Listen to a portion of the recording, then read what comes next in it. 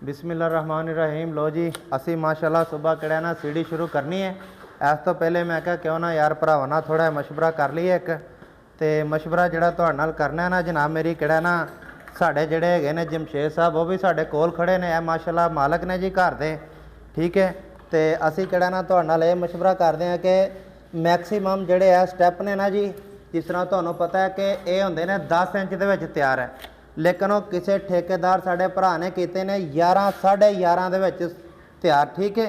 हुण साढ़े कोल भाई मसला की आ रहा है वो असी किहड़ा ना तुहाडे नाल शेयर करना चाहते हैं कि देखो जनाब मेरी किहड़ा ना यह स्टैप असी लगा दिता है जी, ठीक है। यह इत्थे जगह चैक कराओ जनाब, यह जगह है जी, इनका कोई हल नहीं है, ठीक है। तो दूसरा इनका जिहड़ा तरीका है ना मेरे भाई वो होता है कि जो भी कंक्रीट की सीढ़ी करनी है ना इनके तो स्टैप 10 इंच अगे होंदा है। यह जगह किहड़ी होंदी पिछे होंदी है।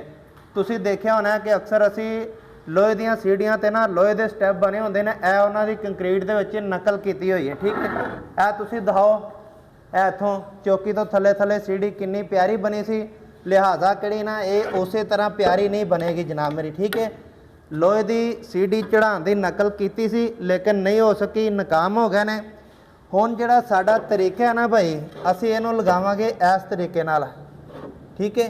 असी हुण इस तरीके नाल लगावांगे, जिहड़ी इत्थे जगह बचेगी इत्थे जनाब मेरी किहड़ा ना पलस्तर हो जाएगा। लिहाजा किहड़ा ना इधरों लिया के दिखाओ कि किहड़ी साडी सीढ़ी है ना वो जनाब मेरी किहड़ा ना इस तरह तैयारी इहदी होएगी जी, ठीक है जी। ठीक हो गया जनाब।